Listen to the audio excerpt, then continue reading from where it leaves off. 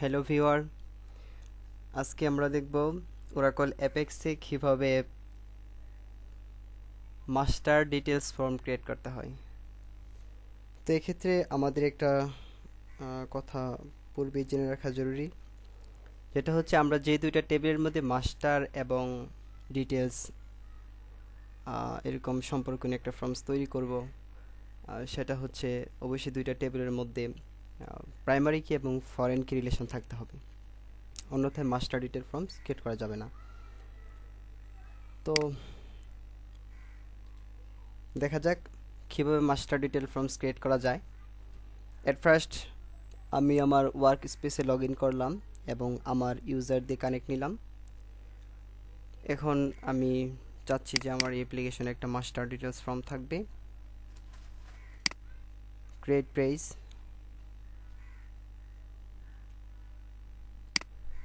টাইপটা হবে ফর্মস। আমরা এখানে মাস্টার ডিটেল ফর্ম ক্রিয়েট করব, তাই এটা সিলেক্ট করলাম।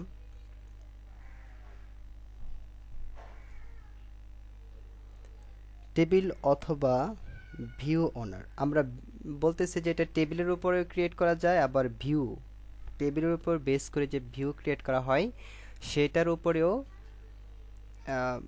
বেস করে মাস্টার ডিটেল ফর্ম ক্রিয়েট করা যায়।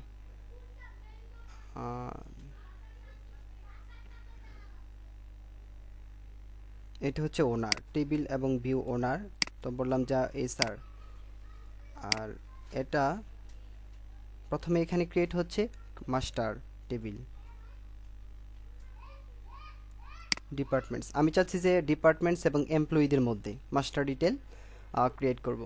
সেক্ষেত্রে আমার ডিপার্টমেন্টস টেবিলটা থাকবে হচ্ছে মাস্টার টেবিল, আর এমপ্লয়িজ টেবিলটা থাকবে হচ্ছে ডিটেলস টেবিল। অবশ্যই আমরা জানি যে ওরাকল 11Gতে বা ওরাকল ডেটাবেসের মধ্যে ডিপার্টমেন্টস টেবিলের সাথে দুইটা এমপ্লয়ি টেবিল প্রাইমারি কি এবং ফরেন কি রিলেশন আছে।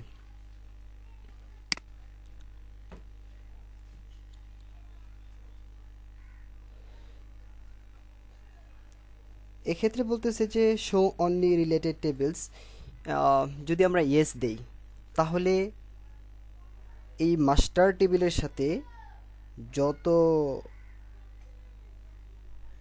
ফরেন কি রিলেশন সম্পর্কিত ফরেন কি সম্পর্কিত টেবিল আছে সবগুলো টেবিল দেখাবে। আর যদি নো দেই তাহলে এই যে এসআর এর ভিতরে যত টেবিল আছে সবগুলো এখানে শো করবে। বাট আমরা চাচ্ছি যে এই মাস্টার টেবিলের সাথে কেবলমাত্র ফরেন কি রিলেটেড যে সকল টেবিল আছে সেটা শো করবে, সেই কারণে আমরা দিলাম যে শো অনলি রিলেটেড টেবিলস। সেই কারণে এখন শুধু এমপ্লয়িজ আর জব হিস্ট্রি, কারণ এই দুইটার সাথে এর ফরেন কি রিলেশন আছে। সিলেক্টেড কলাম, কোন কোন কলাম ফর্মসে শো করবে, যদি আমরা সবগুলো সিলেক্ট করি তাহলে সবগুলি ফর্মসে আইটেম হিসেবে শো করবে। আর যদি যে আমরা চাই যে না আমরা সবগুলো করব না, এখান থেকে আমাদের প্রয়োজন অনুসারে নিয়ে নেব, তাহলে তাও পারি।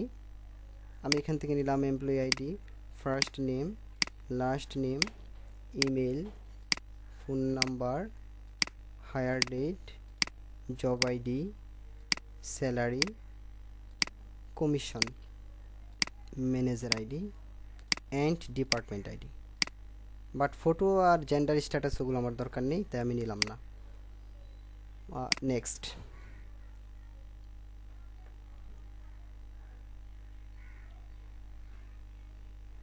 এক্ষেত্রে বলতেছে যে প্রাইমারি কি ডিফাইন করতে হবে। আমরা যে প্রতিটা ভ্যালু এন্ট্রি করব সেক্ষেত্রে একটা প্রাইমারি কি ভ্যালুতে একটা কোড জেনারেট হবে। হ্যাঁ, সেক্ষেত্রে এটা কীভাবে হবে, এটা কি ডাটাবেস নিজে নিজেই ম্যানেজ করবে নাকি সেটা আমরা ডিফাইন করে দেব। সেক্ষেত্রে যদি আমরা managed by database row ID দেই তাহলে এটা ডাটাবেস নিজেই ম্যানেজ করবে। আর যদি বলি যে না সিলেক্ট প্রাইমারি কি, তাহলে আমরা এটাকে বলে দেবো। এখানে অটো নিয়ে নিল ডিপার্টমেন্ট আইডি, যদি না নেয় তাহলে আমরা এখান থেকে সিলেক্ট করে দিতে পারবো। সেকেন্ডারি প্রাইমারি কি সেকেন্ড কলাম দিলেও দিতে পারি, এটা অপশনাল। আর সেক্ষেত্রে এটা হচ্ছে মাস্টার্স টেবিলের জন্য প্রাইমারি কি কলাম, আর এটা হচ্ছে ডিটেলস টেবিলের জন্য প্রাইমারি কি কলাম। নেক্সট, এখন বলতেছে যে কোড কিভাবে জেনারেট হবে, এক্সিস্টিং ট্রিগারের মাধ্যমে নাকি কাস্টম পিএল স্কেল ফাংশনের মাধ্যমে নাকি এক্সিস্টিং সিকোয়েন্সের মাধ্যমে। আমি বললাম যে কাস্টম পিএল স্কেল ফাংশনের মাধ্যমে হবে। আপনারা চাইলে এক্সিস্টিং ট্রিগারের মাধ্যমে করতে পারেন, নতুবা সিকোয়েন্স ক্রিয়েট করে সিকোয়েন্সের মাধ্যমে পারেন। এখন এখানে একটা কোড লিখতে হবে, ফাংশন ডিক্লেয়ার করব, ফাংশন একটা প্রোগ্রাম করব, সেটা হচ্ছে প্রাইমারি কি, এটা হচ্ছে মাস্টার্স টেবিলের জন্য বলা হয়েছে এখানে প্রাইমারি কি যে ক্রিয়েট মাস্টার। তো অবশ্যই আমার কাছে কোড লেখা আছে, আমি সেটাই এন্ট্রি করে দিচ্ছি।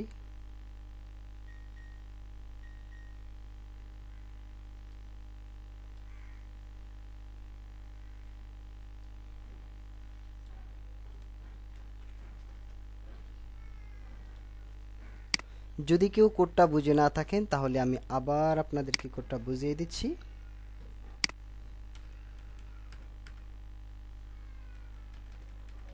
বলতেছে যে ডিক্লার, একটা ভেরিয়েবল ডিক্লেয়ার করলাম, এটা হচ্ছে নাম্বার টাইপের।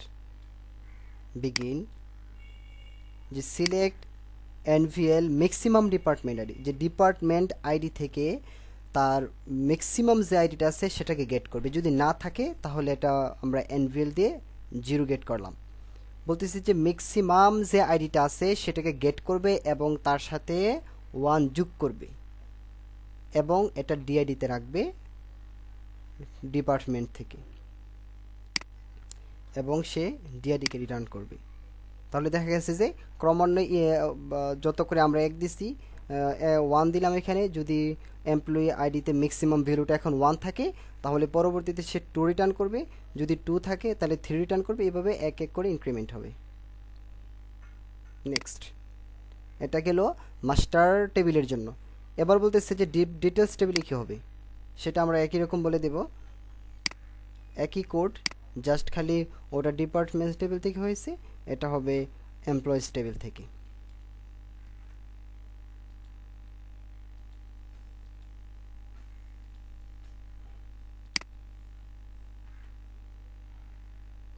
সে একই কথা এখানে রিপিট হয়েছে।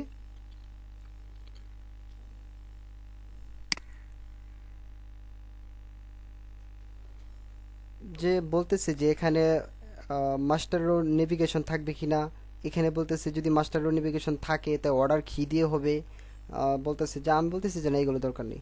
আর এখানে বলতেছে যে মাস্টার ডিটেলের সাথে এর রিপোর্ট ইনক্লুড থাকবে কিনা। আপনারা চাইলে এখান থেকে রিপোর্ট ইনক্লুড রাখতেও পারেন, নসেত অন্যভাবে রিপোর্ট তৈরি করে এক্সটার্নালভাবে সেটা এখানে ইনক্লুড করে দিতে পারেন, লিঙ্ক করে দিতে পারেন, নো প্রবলেম। তাই আমি বলছি যে থাকুক রিপোর্ট। এখন master build master detail with edit details as tabular from on same page. এটা কি সেম পেজে হবে মাস্টার ডিটেল উভয়টাই, নাকি আলাদা আলাদা সেপারেট পেজ হবে? তো অবশ্যই যদি সেম পেজে দেয় তাহলে আমাদের জন্য বুঝতে এবং দেখতে সুবিধা হবে এবং সুন্দর হবে। আর যদি বলি যে না এটা ডিটেলসটা সেপারেট সেপারেট পেজ হবে, তবে সেটা ভিন্ন কথা। তো আমি দিলাম যে এটা edit details as tabular from same page.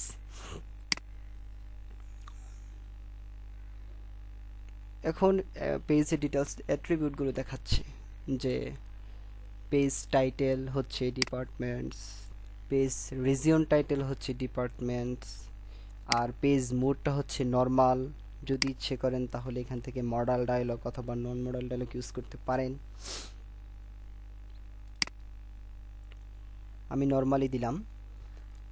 তারপরে এটা হচ্ছে ডিটেলস পেজের অ্যাট্রিবিউট, সেটা হচ্ছে পেজ নাম্বার, কত, টাইটেল কি। ইচ্ছা করলে এখান থেকে টাইটেল চেঞ্জ করে দিতে পারেন, নো প্রবলেম। মাস্টার টাইটেল আমি বললাম যে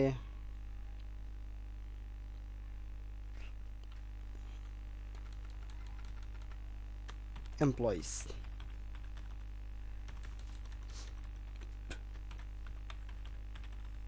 employees information. Master region title,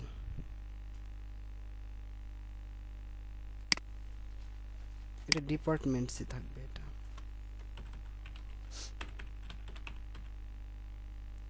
detail region title employees. Page mode normally থাকবে, ইচ্ছে করলে আপনি চেঞ্জ করে দিতে পারেন। এখন বলতেছে যে এটা আপনার কি এখানে don't associate this page with a navigation menu entry, কোনো মেনু নেভিগেশন মেনুর সাথে এখান থেকে এড না করব কি না, বা এখানে কোনো নতুন নেভিগেশন মেনু এন্ট্রি করে তার সাথে ইনক্লুড করে দিব, নাকি বর্তমানে কোনো মেনু ক্রিয়েট করা আছে তার সাথে ইনক্লুড করে দেব। তো আমি চাচ্ছি যে না, এটা আগে তৈরি করব, তারপরে কোনো মেনু ক্রিয়েট করব, তারপরে আমি এখান থেকে ইনক্লুড করব। নেক্সট।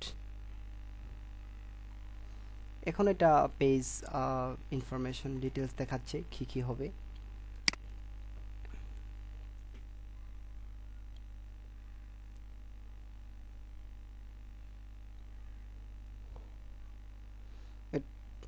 পেজ ডিজাইনার মোডে চলে এলাম।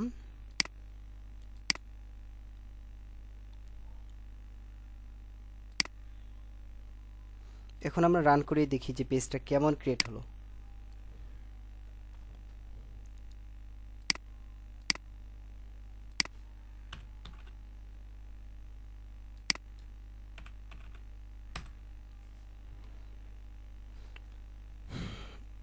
এট ফার্স্ট আমরা দেখতে পাচ্ছি এখানে রিপোর্ট চলে আসছে, কারণ আমরা বলে আসছিলাম যে তার সাথে রিপোর্ট ইনক্লুডেড থাকবে।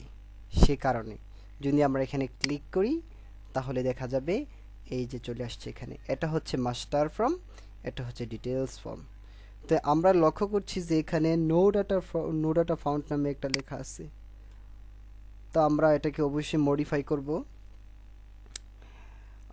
এবং তো এখন চাচ্ছি যে আমরা এই নো ডাটা ফাউন্ড এখানে লেখাটা থাকবে না, যে ডাটা থাকুক বা না থাকুক কোনোভাবেই লেখাটা এখানে থাকবে না।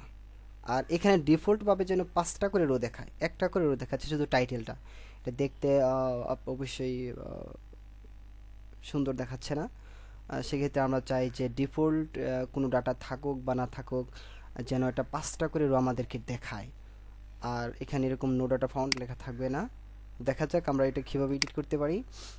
সেটা হচ্ছে আমরা প্রথমে পেজ অ্যাট্রিবিউটে যাব।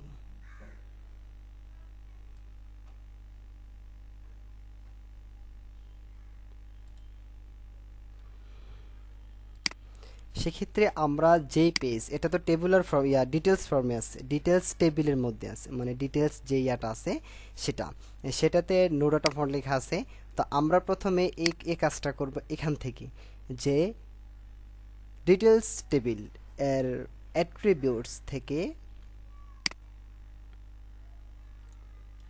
হয় নো ডাটা ফাউন্ড, এখানে কন্ডিশন দেওয়া আছে কোনো লেখা থাকবে কিনা, দিলাম চেঞ্জ করি। এখানে আপনি যদি অন্য কোনো মেসেজ দিতে চান তাহলে মেসেজটা আপনি দিতে পারেন, কোনো সমস্যা নাই। আমি উঠিয়ে দিলাম, আমার ভালো লাগে না।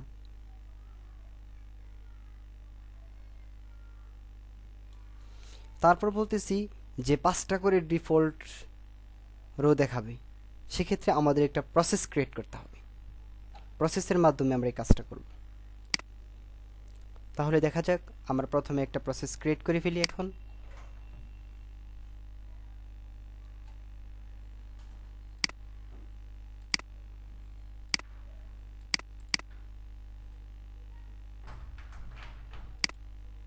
ক্রিয়েট প্রসেস, আমি প্রসেসের নাম দিলাম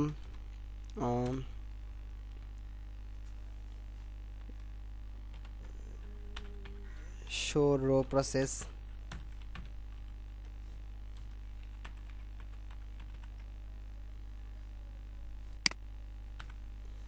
এরকম নাম দিলাম, যে বললাম এটা হচ্ছে টাইপটা হচ্ছে টেবুলার ফর্ম অ্যাড রোজ, আর কোন টেবিল, এমপ্লয়িজ টেবিল। পয়েন্ট অবশ্যই বিফোর রিজিয়নস। ওকে, সেভ, ডান, চলে এলো।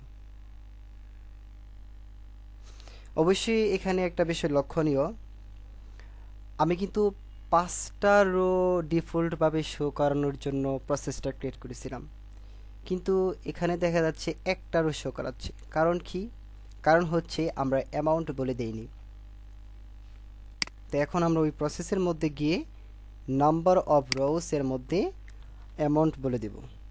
ইচ্ছে করলে যদি এখানে 10 লিখি তাহলে 10টা অ্যাড হবে।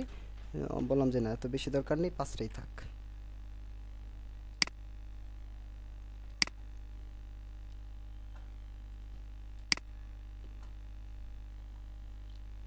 ডিফল্টভাবে সে 5টা রো দেখাচ্ছে।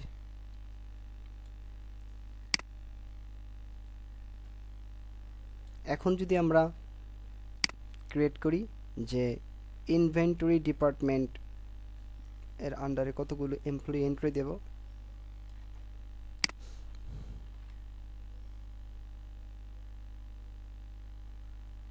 এখন আমরা এন্ট্রি দিয়ে দেখি যে এটা আমাদের কাজটা সাকসেসফুল হয়েছে কি না। বললাম যে ফার্স্ট নেম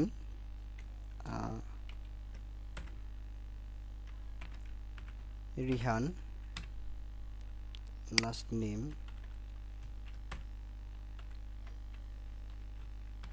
সাব্বির, ইমেল বললাম যে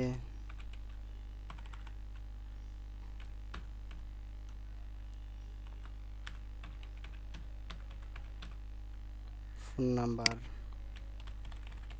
যে কোনো একটা বলে দিলাম, হায়ার ডেট বলে দিলাম এটাই, জব আইডি বললাম যে আইটি প্রোগ্রামার বা একটা থাকলেই হয়েছে।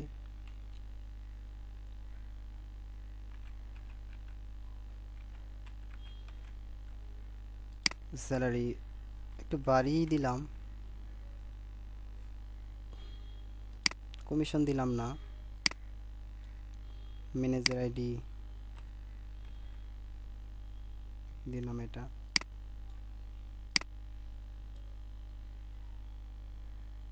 সেভ করে দেখি হয় কিনা। হয়ে গেছে। বলতেছে যে মেসেজ দিছে যে ওয়ান রোজ ইনসার্টেড। এখন আমরা চাইলে এটা দেখতে পারি এখান থেকে ইনভেন্টরি এর আন্ডারে। এখন দেখবো আমরা যে ইনসার্ট করেছি সেটা কি সাকসেসফুলি ইনসার্ট হয়েছে কিনা। সেক্ষেত্রে আমরা এখানে এসকিউএল ওয়ার্কশপ থেকে এসকিউএল কমান্ড মোডে যাব, গিয়ে আমরা সিলেক্ট করব, অথবা ডাটা অবজেক্ট ব্রাউজার থেকে অবজেক্ট করে আমরা দুভাবেই দেখব।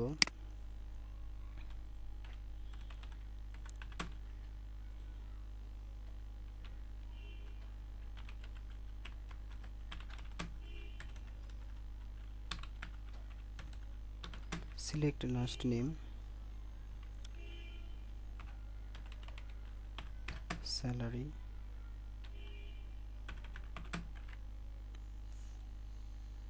from employees,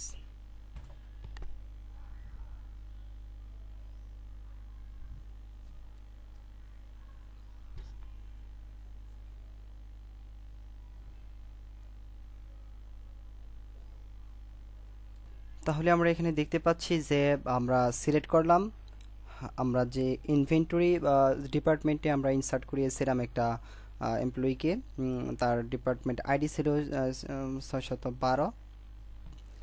তো সেক্ষেত্রে আমরা দেখতে পাচ্ছি যে ইনসার্ট হয়ে গেছে। যে আমরা ফার্স্ট নেম দিয়েছিলাম রিহান, লাস্ট নেম দিয়েছিলাম সাব্বির, আমি দুইটাকে কনক্রিট করে একসাথে দেখিয়ে দিলাম। তারপর বলতেছি যে এটা তার স্যালারিতে থাকবে 50,000, আর জব আইডি থাকবে আইটি প্রোগ্রামার। হ্যাঁ, সব কিছু আমরা দেখে ফেলি। তাহলে আমাদের মাস্টার ডিটেল ফর্ম ক্রিয়েট করা সাকসেসফুল হয়ে গেছে। ওকে, থ্যাংক ইউ। আজকে এই পর্যন্তই, নেক্সটে আবার দেখা হবে। বাই।